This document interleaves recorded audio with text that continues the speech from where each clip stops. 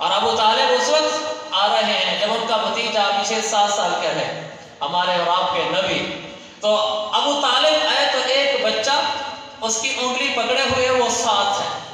لوگ حیران ہو رہے ہیں کہ ہاں بڑے لوگوں نے جمع ہو کر دعا مانگنی اللہ سے، بچہ کس لیے لائے ہیں؟ وہ تو پھر ابو طالب اس بچے کو جانتا تھا کہ وہ بچہ کیا چیز ہے جس کی برکتیں حضرت حلیمہ سعدیہ نے اتنی دیکھی تھی کہ 2 سال اپنے پاس رکھا دودھ پلانے کے لیے. جب 2 سال پورے ہو گئے واپس دینے کے لیے آئیں حضرت آمنہ کو، تو حضرت آمنہ کے پاس بچہ حوالے کر کے دکھی ہو کر بیٹھ گئے. پانی ہو جاتا ٹھنڈا نہ ہو، دکھی ہو کر بیٹھ گئے. بچہ حوالے کر دیا، واپس نہیں جا رہی. حضرت آمنہ نے پوچھا حلیمہ کیا بات ہے؟ کہنے لگے اس کے بغیر دل نہیں لگتا، اس بچے کے بغیر دن کیسے گزریں گے ہمارے، ہم تو اس بچے کے ہو کے رہ گئے تھے. تو کیا مطلب؟ یہ بچہ دوبارہ ہمارے ساتھ بھیجو. یہ وہ ہستی ہے جس کے بچپن سے نظر آنا شروع ہو گیا تھا کہ ایک اور چیز ہے. ابو طالب نے بھی اسی کو دیکھ لیا تھا. ابو طالب بچے کی انگلی پکڑ کے ساتھ لایا ہے اور اندر جب پہنچے بیت اللہ کے قریب لوگ کھڑے ہیں تو انہوں نے کیا کیا؟ میرے آقا علیہ السلام 7 سالہ 8 سالہ بچے کی پیٹھ بیت اللہ سے لگوا دی. پیٹھ بیت اللہ سے لگوا کے چہرہ اوپر کرایا. جب آسمان نے چہرہ انور کو دیکھا تو پھر کیا ہوا؟ وَأَبْيَضُ يُسْتَقَى الْغَمَامُ بِوَجْهِهِ عِصْمَةٌ لِلْأَرَامِ وَإِسْلَامٌ سِمَالٌ لِلْيَتَامَى. جب آسمان نے اس چہرے کو دیکھا تو بادل برس پڑے. بادل بھی حیا کرتا تھا، آسمان بھی حیا کرتا تھا. اس پر ہی ابو طالب نے لمبا قصیدہ کہا تھا اپنے بھتیجے کی شان میں. اس کا ایک شعر یہ ہے کہا وَأَبْيَضُ يُسْتَسْقَى الْغَمَامُ بِوَجْهِهِ. یہ وہ حسین چہرہ ہے جس کو دیکھ کر بادل بھی حیا کرتے ہیں اور برس پڑتے ہیں. یہ میرا نبی ہے اور اس چہرے پر سب کچھ قربان ہے. ہم نے وہ دیکھا نہیں. جب اللہ کے نبی ہجرت کر کے مکہ سے مدینہ جا رہے ہیں، آپ کے سر کی قیمت لگی ہوئی ہے 100 اونٹ. اگر ابوبکر صدیق کا بھی سر ساتھ لاؤ گے تو 200 اونٹ. راستے میں لوگوں نے بڑی کوشش کی آقا تک پہنچنے کی، صرف 2 آدمی پہنچے، سراقہ بن مالک اور دوسرا بریدہ اسلمی. سراقہ بن مالک گیا ملا واپس آ گیا، اس کا لمبا واقعہ ہے. لیکن جو میں سنانا چاہتا ہوں، جو دوسرا آدمی آپ کو ملا ہے وہ بریدہ اسلمی ہے. یہ راستے میں ایک قبیلے کا سردار تھا. اس کو کہیں سے بھنک پڑ گئی کہ ان کا نبی ادھر سے گزر رہا ہے. آپ غیر معروف راستے سے مدینہ گئے تھے. اس نے 70 آدمی کو ساتھ لیا، گھات لگا کر بیٹھ گیا کہ اگر اس راستے سے گزرے گا تو پھر پکڑ لیں گے اور نعوذ باللہ سر جدا کر دیں گے. 100 اونٹ پائیں گے. 100 اونٹ بڑی قیمت ہے. اللہ کے نبی کا گزر ادھر سے ہوا. جب آپ گئے آپ اونٹنی پر سوار ہیں اور سامنے سے وہ نمودار ہوا بریدہ 70 آدمی کو ساتھ لے کر. جب میرے آقا کے چہرے پر رنگ نگاہ پڑی نقد دل دے بیٹھا. جب میرے آقا کے چہرے پہ نگاہ پڑی نقد دل دے بیٹھا. ہاتھ بڑھا دیا کہ یا رسول اللہ کلمہ پڑھا دیں، یہ چہرہ جھوٹا نہیں ہو سکتا، میں غلط آیا تھا. انہوں نے بھی کلمہ پڑھا، ساتھ 70 آدمی نے بھی کلمہ پڑھا. عرب پگڑی باندھتے تھے. ہمارے یہاں یہ تہذیب ہے نا، ہمارے یہاں بزرگ بابے سفید پگڑیاں باندھتے ہیں. عربوں میں بھی یہ تھی، اچھی ہے. تو بریدہ نے اپنی پگڑی اتاری اور وہ جو جھنڈا علم لائے تھے اپنا فتح کا دکھلانے کے لیے، اس جھنڈا کو اس کا اتارا اور اس کے اوپر سفید پگڑی باندھ کر لہرائی. سفید پگڑی باندھ کر لہرا کر اپنے قبیلے میں جانا، اس کا مطلب ہوتا تھا کہ کوئی بڑی فتح حاصل ہوئی. انہوں نے وہ سفید اپنا امامہ اس پر لگایا، اس کو لہرایا. بستی میں گئے تو لوگ اکٹھے ہو گئے کہ آج بریدہ لگتا ہے کام کر آیا ہے. بریدہ نے کہا آج بریدہ کام نہیں کر آیا، آج بریدہ کا کام ہو گیا ہے، آج بریدہ کچھ اور بن کر آیا ہے. ساری بستی والوں سے کہا کہ کلمہ پڑھو. وہ شخص دیکھنے سے سمجھ میں آتا ہے، سننے سے نہیں. میرے نبی، میرے عزیز بھائیوں، اللہ نے ایسا نبی عطا فرمایا ہے جس پر سب کچھ قربان ہے. جنہوں نے آپ کو دیکھا وہ دل دے کر بیٹھ گئے ہیں اور جنہوں نے آپ کو دیکھا وہ آپ ہی ہو کر رہ گئے. عبداللہ بن زید انصاری مدینہ میں رہتے تھے. اللہ کے نبی صلی اللہ علیہ وسلم کے انتقال ہو گیا. یہ اپنے باغ میں کھڑے تھے اور وہاں کام کر رہے تھے.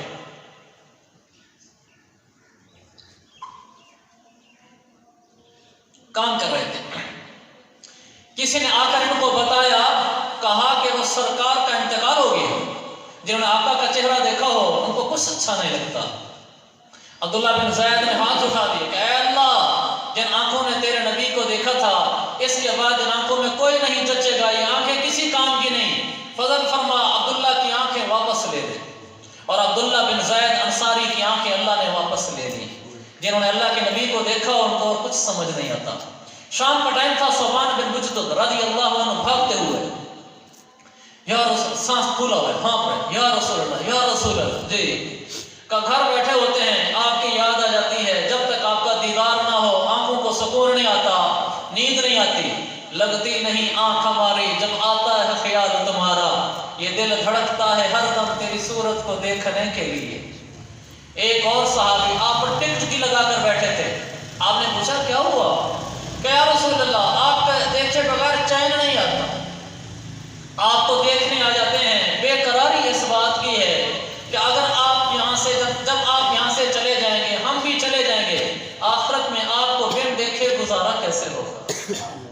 تو آپ نے فرمایا المرء مع من احب، پریشان نہ ہو، جس سے محبت ہوگی اسی کے ساتھ حشر ہوگا۔ میرے عزیز بھائیو، یہ وہ چہرہ ہے جس کو دیکھے بغیر صحابہ کو سکون نہیں آتا تھا، اور جس کو دیکھنے والے بتا سکتے تھے وہ کیا ہے۔ چہرہ ہے کہ انوار دو عالم کا صحیفہ، آنکھیں ہیں کہ بحرین تقدس کے نگی ہیں، ماتھا ہے کہ وحدت کی تجلی کا ورق، عارض ہے کہ والفجر کی آیات کے امی ہیں، گیسو میرے آقا کی زلف ہے کہ گیسو ہے کہ واللیل کے بکھرے ہوئے سائے، ابرو ہے کہ قوسین شب قدر کھلے ہیں، گردن ہے کہ برفر کے زمین اوج سریا، لب ہے کہ صورت یاقوت شعاعوں میں دھلے ہیں۔ یہ میرا نبی ہے، قد ہے کہ نبوت کے خط و خال کا معیار، بازو ہے کہ توحید کی عظمت کے علم ہے، سینہ ہے کہ اسرار محبت کا خزینہ، دل ہے کہ علم و نور کا نگینہ، بدن ہے کہ صبر و تحمل کا عکاس، دست ہے کہ جود و عطا کا سفینہ۔ یہ نور ناک ہے کہ بدر کامل کی چمک ہے۔ کیسے میرے آقا کی ناک کیسے تھی؟ اقنى العرنین لہو نور یعلوہ، حیات الصحابہ میں لکھا ہے میرے پاک پیغمبر علیہ السلام کی ناک مبارک چپٹی نہیں تھی، تھوڑی سی ابری ہوئی تھی، یہاں سے نور کی لاٹیں نکلتی تھی۔ دانت کیسے تھے؟ اذا تکلم رؤیا کالنور یخرج من ثنایاہ، جب آپ بولتے تھے آپ کے دانتوں کے درمیان سے نور کی لاٹیں نکلتی تھی۔ اس حدیث کے مضمون کو شاعر نے کہا تھا کہ یہ نور ناک ہے کہ بدر کامل کی چمک ہے، یہ دانتوں کی ضیاء ہے کہ سورج کی دمک ہے، یہ لب ہے کہ گلاب کے ورق و یاقوت کے ہیرے، یہ موج تبسم ہے کہ پھولوں کی مہک ہے، باتیں ہیں کہ طوبا کی چٹکتی ہکلیاں، لہجہ ہے کہ یزداں کی زبان بول رہی ہے، خطبے ہیں کہ سامن کے امڑتے ہوئے بادل، قرأت ہے کہ اسرار جہاں کھول رہی ہے، قرأت ہے کہ کانوں میں رس گھول رہی ہے، قرأت ہے کہ قلب کو اسیر کر رہی ہے، قرأت ہے کہ کافر تک کو مسحور کر رہی ہے۔ یہ شب کے سجدے ہیں کہ رحمت کی تنزیل، یہ قدموں کے ورم ہیں کہ شکر کی تفسیر، آنکھ میں آنسو ہیں کہ الہام کی رمجم، یہ دل کی دھڑک ہے کہ عشق خدا کی تڑپ۔ کہنے کو تو اسی زمین پہ تو جنم لے کے آیا، لیکن تیرے احکام فلک پر بھی چلے ہیں، یہ انگلی کا اشارہ تھا کہ تقدیر کی ضربت، چاند کے ٹکڑے تیرے قدموں میں گرے ہیں۔ کہنے کو تو فاقوں میں گزری تیری زندگی، بشر مگر اب بھی نمک خوار ہے تیرا، کہنے کو تیرا فقر تیرے گھر کی علامت، لیکن تو سخاوت کے سمندر کا کنارہ، کہنے کو تیرے سر پہ دستار یتیمی، لیکن تو ہم سب یتیموں کا سہارا، وہ ہم سب کا سہارا ہے۔ آخری شعر غور سے، کہنے کو تو آتا تھا تجھ کو بھی پسینہ، اس سے پہلے آپ کو حدیث سنوں پھر آپ کو شعر سمجھ آئے گا۔ مسلم کی روایت ہے، اللہ کے نبی صلی اللہ علیہ وسلم حضرت انس کے گھر تشریف لے جایا کرتے تھے، ان کی والدہ ام سلیم آپ کے لیے بستر بچھا دیا کرتی تھی چمڑے کا، چمڑا پانی کو جذب نہیں کرتا، تو آپ نے کروٹ لی، ام سلیم آپ نے یوں کروٹ لی، پیچھے بستر چمڑے کے نیچے بچھا ہوا ہے، تو وہ آئیں اور بستر کے اوپر سے ایسے سونت سونت کر پسینے کو شیشی میں ڈالنے لگی، مسلم کی حدیث۔ تو آپ کی آنکھ کھل گئی، آپ نے فرمایا یا ام سلیم ما ھذا الذی تصنعین، ام سلیم یہ کیا کر رہی ہو؟ کہنے لگی یا رسول اللہ آپ کا پسینہ اکٹھا کر رہی ہوں، کیا کرو گی؟ سنو میرے نبی کا پسینہ ہے، قربان جاؤں یا رسول اللہ، میرے نبی کا پسینہ ہے۔ کہا یہ مجھے ام سلیم کہتی ہیں مجھے عطروں کا شوق ہے، میرے گھر میں عطر کی شیشہ رکھی ہوئی، میں آپ کے پسینے کو پہلے بھی جمع کرتی ہوں، جب آ جائیے میں آپ کا پسینہ اٹھاتی ہوں، شیشی میں ڈالتی ہوں، پھر شیشی میں سے ایک قطرہ پسینے کا لیتی ہوں، عطر کی شیشی میں ڈالتی ہوں، یا رسول اللہ جس عطر کی شیشی میں آپ کا پسینے کا قطرہ چلا جاتا ہے وہ عطر سب سے زیادہ معطر ہو جاتا ہے۔ یہ عطر ہے، یہ پسینہ ہے جس کے آگے عطر بھی کچھ نہیں ہے، کہ کہنے کو تو آتا تو تجھ کو بھی پسینہ، شرمندہ ہے اس کے آگے عطر جہاں سارا، سارے جہان کا عطر اس کے آگے زیرو ہے۔ یہ میرا نبی ہے، یہ آپ کا نبی ہے، اس پر جان قربان کرنا ہماری نجات ہے، ہماری کامیابی ہے، ان کی غلامی ہماری بادشاہت ہے۔ اس نبی پہ سب کچھ قربان کر دینا، اس کے لیے اللہ نے ہمیں دنیا میں بھیجا ہے کہ ہماری چال ڈھال گفتار کردار ہر سب کچھ میں اللہ کے نبی کا رنگ نظر آئے، اللہ کے نبی کی غلامی نظر آئے۔ اگر اس ہستی کے پیچھے چل پڑے آخرت میں بیڑے پار ہیں، آخرت میں بیڑے پار ہیں، جن کو میرے نبی کی شفاعت مل گئی ان کے بیڑے پار، جن کو شفاعت نہ ملی ان کے بیڑے غرق۔ تو اللہ کے نبی کے پیچھے ہم نے چلنا ہے، یہی کامیابی ہے۔ یہ تو میرے عزیز بھائیو تب ہوگا جب موت بھی یاد ہو، جب موتیں بھول جاتی ہیں تو نبی بھی بھول جاتا ہے، جب موتیں بھول جاتی ہیں پھر اللہ بھی بھول جاتا ہے، جب موتیں بھول جاتی ہیں قرآن بھی بھول جاتا ہے۔ آج کی نسل انگریزی سکولوں کالجوں میں پڑھنے کو ایسے دوڑ رہی ہے، ماسٹر ڈگری کر لیتے ہیں، باپ ہے اولادوں کو سکولوں کالجوں میں ڈال کر اچھی اچھی مہنگی فیسیں برداشت کر کے بیٹا پڑھ لے کے کچھ مستقبل بنا جائے گا۔ ارے مستقبل مرنے کے بعد شروع ہوتا ہے، دنیا کی ساری زندگی زمانہ حال ہے، اگر اللہ نہ ملا تو ان مالوں سے ڈگریوں سے کچھ نہیں ہوگا۔ اپنی اولاد کو قرآن سکھاؤ، نبی کی محبت سکھاؤ۔ میں نہیں کہہ رہا، اللہ کے نبی نے فرمایا ادبوا اولادکم علی ثلاث خصال، لوگوں یعنی باپو اپنی اولادوں کو 3 چیزیں سکھانا۔ کیا چیز؟ حب نبیکم، آقا مدنی مجھ محمد مصطفیٰ علیہ السلام کی محبت کو سکھا دینا، حب اہل بیتی، آل رسول کی محبت سکھانا، وقراءۃ القرآن، اولاد کو قرآن پڑھنا سکھانا۔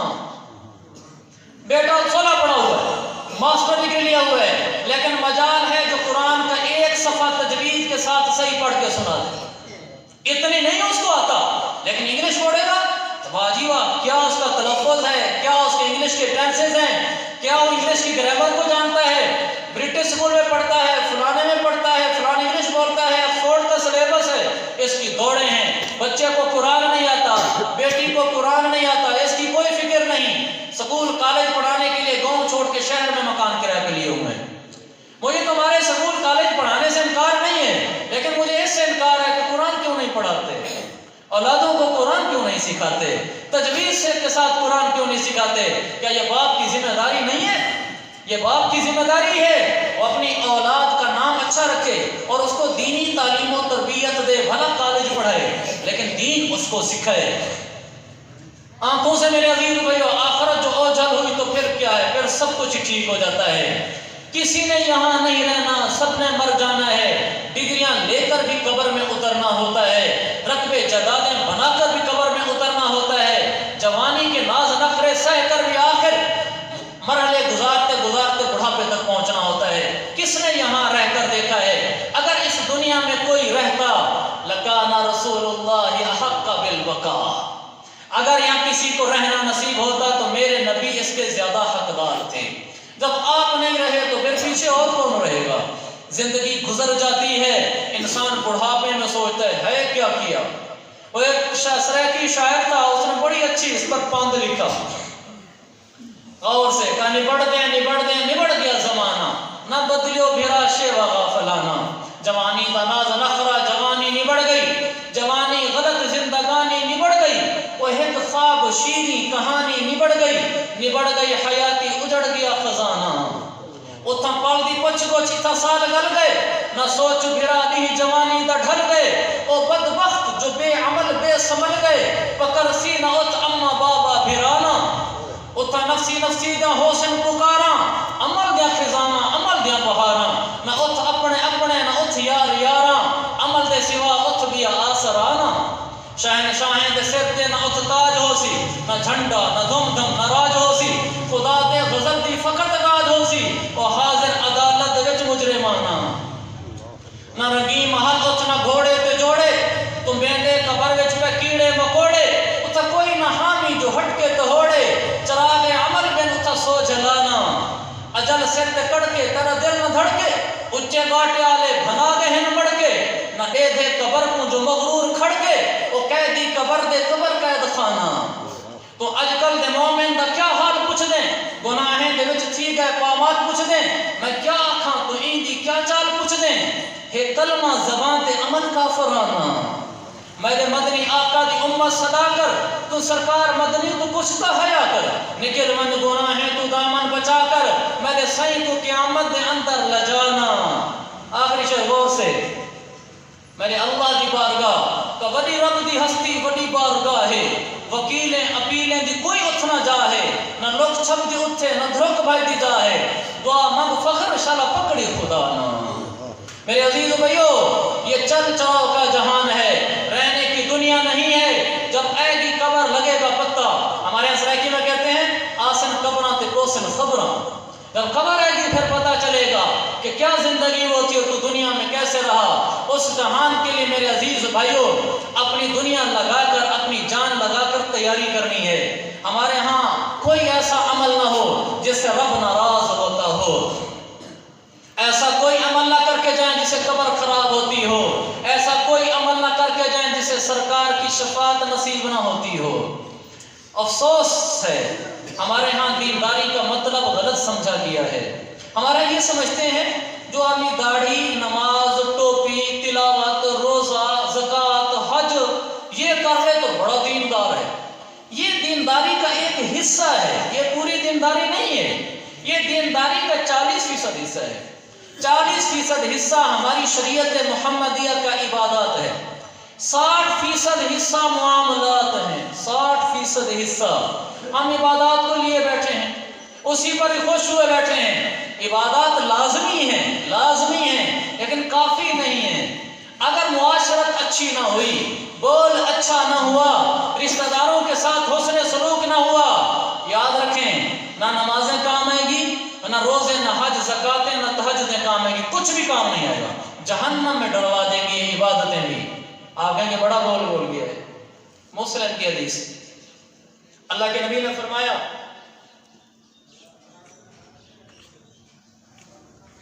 صحابہ بیٹھے تھے، آپ نے پوچھا صحابہ غریب کون ہوتا ہے؟ صحابہ نے کہا یا رسول اللہ من لا درہم لہ ولا متاع، روپیہ پیسہ نہ ہو غریب ہوتا ہے۔ آپ نے جواب قبول نہیں کیا۔ آپ نے فرمایا میری امت کا غریب وہ ہے یاتی بکثیر من الصلاۃ والصیام والصدقہ، دن قیامت کے ایک آدمی آئے گا میری امت کا غریب ہوگا، ڈھیروں نمازیں لے گا، ڈھیروں روزے لے گا، ڈھیروں صدقے خیرات لے گا، لیکن ایک خامی ہوگی، کیا؟ اس کی معاشرت، اس کا رہن سہن، اس کا بول یہ شریعت کے مطابق نہیں تھا۔ زبان کینچی پیتا چلتی تھی، تانے دیتا تھا، قد شتم ھذا قذف ھذا اکل مال ھذا سفک دم ھذا۔ میرے نبی نے فرمایا اس کے عیب ہوں گے، کسی کو تانا دیا، کسی کو برا بھلا کہا، کسی پر تہمت لگائی، کسی کا مال دبا گیا، یہ کمزوریاں تھیں اس کی، تو پھر کیا ہوگا؟ آپ نے فرمایا انصاف کا دن۔ آپ نے فرمایا پھر کیا ہوگا؟ کہا وہ لوگ آئیں گے جن کو تانے دیے تھے، جس کو برا بھلا کہا تھا، جس کو گالی دی تھی، جس کو ایسا بول بولا تھا کہ پاؤں سے زمین نکل گئی تھی۔ پھر وہ آئے گی بیوی، جس بیوی کے ساتھ یا جس بیوی کو آج تانے دیے جاتے ہیں، سکے سر پہ سوار تھا کھڑے ہونا، یعنی جہیز کیا چاہیں، واشنگ مشین تھا ہے کہنا، فلانی چیز تھا ہے کہنا، تیرا پیو تھکا کھڑا ہے تیرے کو، یہ کوئی کہنا سوکھا ہے۔ آسن قبراں تے کوسن خبراں، جن جن کو بھی سخت بول بولے ہوں گے وہ سامنے آئے گا کہ یا اللہ میرے سسر نے، میری ساس نے، میرے شوہر نے مجھے سخت سست کہا تھا، میں بے بس تھی، پردیسن تھی دوسرے کے گھر میں، مرضی سے کہتے تھے، اللہ میرا انصاف کا دن ہے، کیا کہا تھا تجھے؟ کہ اللہ ایسے کہا تھا، ایسے کہا تھا، ایسے کہا تھا۔ ہر بول کے بدلے میں حاجی، نمازی، پرہیزگار سب کی نمازیں، روزے، تلاوت لے لے کر اس کو دیتے رہیں گے۔ دوسرا آ جائے گا، یا اللہ میں ہمسایا ہم میں بھڑتا ہے لڑتا ہے فلاں کرنا ہے، اللہ فرمائے گا کیا کیا سرا کی سب سمجھتے کیا کیا سی کہ اینے میں مندے کرتا ہے، اینے پڑ چھنے دا ہے، ککھ نہیں چھنے دا، کاوڑ آگے ککھ نہیں دے دا، اللہ فرمائے سی کیا کو جا کیا سی کہ ایک آلہ کیا سی چل نماز تو چاہو، اللہ جی یہ بھی آکھیا سی، اللہ فرمائے سی چل روزہ تو چاہو، روزہ رکھا ہی ہے تو اپنے کھاتے دیکھ اوہ لگا ویسی زبان تا چل دیا بل ماشاءاللہ کہنچی دکھا لوگ لین نہیں کھڑن پر اتھا تا زبان تا پوچھ پوچھی کون آئی سردار بنیا بتائی نواب بنیا بتائی ای کو کون بال کر سکتا ہے، اے بڈیرا ہی گھر دا، اے گھر دا سردار ہے، لوگ آتے رہیں گے اس کی نیکیاں لے لے کے جاتے رہیں گے، ایک وقت ایسا آئے گا یہ نیکیوں سے خالی ہو جائے گا۔ حدیث سنا رہا ہوں، نماز روزہ زکوٰۃ صدقے حج سب گیا، ساری زندگی کا نیک آدمی خالی ہوا کھڑا ہے، ابھی بھی لوگ کھڑے ہوئے ہیں، حالی بھی اولاد کھڑی ہے، پوتر کو کتا خنس کمینہ، اس کا جواب دینا ہوگا، جواب دینا ہوگا، ذال کو مندے کڑنا ایسی تیسی جواب دینا ہوگا، پھر وہ کہیں گے یا اللہ ابھی تو ہماری باتیں باقی ہیں، نیکیاں ختم ہو گئی ہیں، اللہ فرمائے گا انصاف کا دینا ہے، اپنے گناہ لو، اب وہ اپنا گناہ لے گی، اس کے کندھے پہ پڑے گا، نماز اس نے نہیں پڑے گی اس کے خاتمے کے بے نمازی ہو رہا ہے، ہمسایہ آ جائے گا، بدکاریاں اس نے کی، فلمیں اس نے دیکھی، پڑھیں گے حاجی نمازی پرہیزگار کے کندھے پر، کیونکہ نیکیاں ختم ہو گئی ہیں، ابھی بول باقی ہیں جو سخت سست کہے تھے، ابھی مال جو لوگوں کے کھائے تھے وہ باقی ہیں، جو بول بولے تھے وہ باقی ہیں، ان کے گناہ اٹھا اٹھا کر اس پہ ڈالے جائیں گے، تو پھر یہ گناہوں سے لگ جائے گا، کیسے؟ زانی لکھا کھڑا ہوگا، شرابی لکھا کھڑا ہوگا، فلمیں دیکھنے والا، بدکار، بے نمازی، اللہ میں نے تو یہ نہیں کیے تھے، یہاں تو نے نہیں کیے تھے، تو نے بول ایسے بولے تھے کہ جس کا آج انصاف دیا جا رہا ہے، تو نے زمین دبائی تھی دوسرے کی، آج اس کا انصاف دیا جا رہا ہے، جب یہ گناہوں سے لگ جائے گا پھر یہ نہیں کہ جہنم بھیج دیا جائے گا، میرے آقا سرکار نے فرمایا فَطُرِحَ فِي النَّارِ، پھر اس کو اٹھا کر جہنم میں پھینک دیا جائے گا ذلت کے ساتھ، بڑا نمازی پرہیزگار جہنم کا ایندھن جہاں بنے گا، اس لیے کہ نمازیں روزے تلاوت داڑھی ٹوپی پگڑی سفید کرتا تو تھا لیکن زبان پہ کنٹرول نہ تھا، زبان سے تانے دیتا تھا، لڑتا تھا، جھگڑتا تھا، سخت سست کہتا تھا، دی کم پوے تانا ٹوجی کم پوے تانا، وقت نہیں ہے ورنہ آپ کو بیٹیوں کا بتاتا، میرے عزیز بھائیو میرا یہ آخری گزارش ہے، کسی رشتہ دار سے انبن نہ کرنا، لڑنا نہ، بیوی سے الجھنا نہ، آخرت کا دن بڑا مشکل ہے، وہاں میاں بیوی نہیں ہوں گے، وہاں عباد من عباد اللہ ہوں گے، سارے اللہ کے بندے کھڑے ہوں گے، سب خلقت خدا ہوگی، لا ظلم اليوم، قیامت کا دن ہے، انصاف چلے گا، انصاف، ظلم نہیں ہوگا، ظلم نہیں ہوگا، ایک ایک بات کا حساب دینا ہوگا، میرے عزیز بھائیو بیویوں سے نہ لڑنا، بیویوں سے نہ الجھنا، قیامت مشکل ہو جائے گی، ہمارے یہاں میاں بیوی کٹھے کھانا کھا لیں 2-4 دفعہ تانے، ران مرید بنے ودے، ماں بھی کو چھوڑی ودے، ران دی گال منی ودے، اس کو ایسا ذلیل کر کے رکھتے ہیں جیسے گھر کی ملازمہ ہو، ماں باپ کا اپنا مقام ہے، اس کا تو بیان کرنے کی ضرورت نہیں، سب کو معلوم ہے، ہمارے ہم بیویوں پہ ظلم ہوتا ہے، اللہ کے نبی نے فرمایا خیرکم خیرکم لأہلہ، تم میں سب سے بہترین وہ ہے جو اپنی بیوی کے ساتھ اچھا ہو، وَأَنَا خَيْرُكُمْ لِأَهْلِي، اور میں تم میں سے سب سے زیادہ اپنی بیویوں کے ساتھ اچھا ہوں، سب سے زیادہ اچھا وہ ہے جو اہلیہ کے ساتھ اچھا ہو، میرے عزیز بھائیو وہ پردیسن بن کر آتی ہے، اس کو کچھ نہ کہنا، ہمارے گھروں میں آتی ہے، حضرت عائشہ شاہ بخاری نے کہا تھا رحمت اللہ علیہ کہ لوگوں قدر کرو ان کی جو پردیسن بن کر تمہارے در پہ آتی ہیں، یہ بھی کسی کی بیٹیاں ہوتی ہیں، جب تم انہیں تانے دیتے ہو یہ تنہائی میں بیٹھ کر آگ میں پھونک مارنے کے بہانے، دھوئیں کے بہانے آنسو بہا کر جی ہلکا کر لیتی ہیں، جب تو آٹا گوندتی ہیں بھئی آنسو اندر جذب ہو جاتے ہیں، غیرت مندو تمہیں پتہ نہیں ہوتا کہ اس آٹے میں کسی کی بیٹی کے آنسو شامل ہیں، کہ نہ رلایا کرو کسی کی بیٹیوں کو، وہ بھی کسی کی بیٹیاں ہوتی ہیں، جب وہ گھر جا کر ماں کے آگے روتی ہیں، میری ساس نے، سسر نے، شوہر نے، دیور نے ایسے ایسے کہا ہے، اس کی ماں کا سینہ کلیجہ پھٹ جاتا ہے، لیکن وہ کچھ کہہ نہیں سکتی، میری دھی گھر و سامنے چپ کر کے چلی آئیں، وہ بوجھل پاؤں کے ساتھ سسرال جاتی ہے، وہ लड़खड़ाते कदमों के साथ ससुराल जाती है। पता है कि आगे ससुर सास देवर छुरे लेकर बैठे हुए हैं, जबान मुंह के अंदर जबानें चमड़े की नहीं है, वो लोहे की छुरियां रखकर बैठे हुए हैं। उसके डर की वजह से जब माँ के घर से कदम बाहर आता है तो आंसू टपक पड़ते हैं, इसलिए कि आगे उसको जेल नजर आती है। ऐसी मोहब्बत क्यों ना दी किसी आने वाली बेटी को कि उसका दिल लगता ससुर के घर में, उसका दिल लगता अपने शौहर के साथ। माँ से कहती मेरी अम्मा जैसे ये घर है वैसे वो घर है। मेरे अजीज भाइयों, किसी की बेटी को दूसरे की बेटी न समझना, अपनी बेटी समझना, दिन क़यामत का मुश्किल हो जाएगा।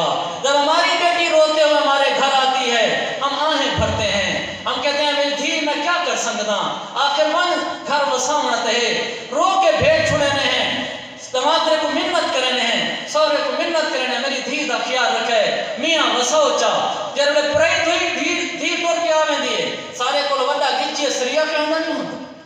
सारी जबानें जो जबान निकल के छुरियां आवे ने, गोया कि उन्होंने मरना है, हमने नहीं मरना। मेरे अजीज भाइयों, मर जाना है, मर जाना है, मर जाना है। एक तो मेरी ये गुजारिश है कि बीवियों से न लड़ें, दूसरा ये है कि रिश्तेदारों से न उलझें। जी बोलना 2 बजे खत्म करना है, चलिए फिर अगली बात छोड़ देते हैं।